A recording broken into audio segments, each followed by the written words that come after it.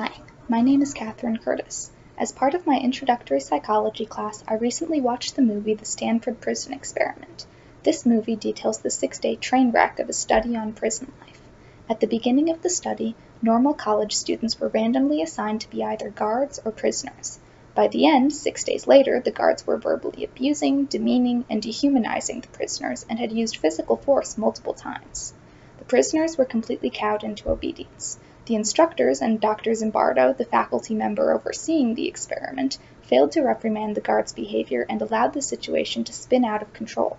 It makes one wonder, what would I have done before I learned about the study as guard, prisoner, or instructor, and what would I do now? As a prisoner, I probably would have been obedient and quiet in hopes of avoiding the attention of the guards.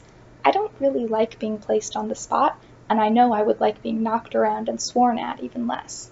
I would have tried to get outside help, especially if relatives were allowed to visit, but I don't think I would have tried to escape on my own, or even with the help of a friend or cellmate. Would I have had a nervous breakdown, as several of the students did? Possibly. If I failed to escape notice and was singled out for abuse, I might have reacted poorly.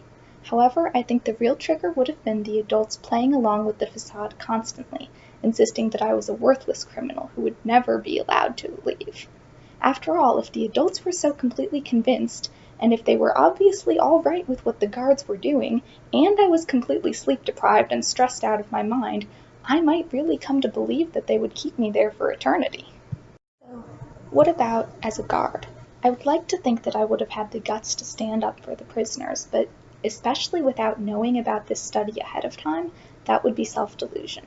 As previously stated, I don't like attention and I don't like conflict. I might have attempted to talk to the other guards or to the instructors privately about the mistreatment of the prisoners, but I would not have challenged the ringleader's authority in the moment. Moreover, with all the subjects refusing to stop the abuse, I might have left, but I don't think I would have known where to seek help for those still involved.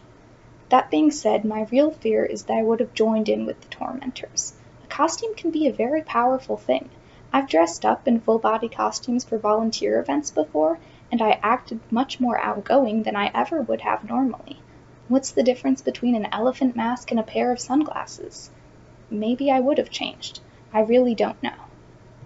However, in my opinion, the most interesting part of this experiment is the instructors. Of all the participants, I identify with them the most, and I do consider them to be participants since they were just as caught up in their experiment as the nominal subjects. They only had to play a part of the time. They weren't directly doing anything wrong. They were learning about the psychology of evil. This was going to help people. It would be so easy to get sucked in. As a grad student, I might have talked to Zimbardo as things got worse, but I would probably be placated by these very arguments. As Zimbardo himself, well, I don't know. I don't even have a hunch. I hope I would have corrected the initial abuses and stopped the whole thing from going off the rails, but I just don't know. So, how would I react now, knowing about the study? As a prisoner, much the same, especially if acting out was clearly not going to do anything useful, which it really, really wasn't. Maybe it would be more heroic to step out and say, what you guards are doing is wrong. This is an experiment. You need to stop. Or else to disobey the guards' orders, but I really think that the only thing it would accomplish would be provoking the guards into possibly causing me actual physical harm. As a guard, I would probably take much the same approach at first, trying to reason with my fellow guards or higher-ups in private, but if the situation couldn't be resolved otherwise, I would speak up against the abuse. As someone in a position of semi-authority, I think this would be effective in reducing the guards' behavior. As a researcher, again, I would attempt to reason with Zimbardo. Failing that, I would have spoken with the guards myself, invalidating the experiment, possibly, but at least stopping the worst of the abuse.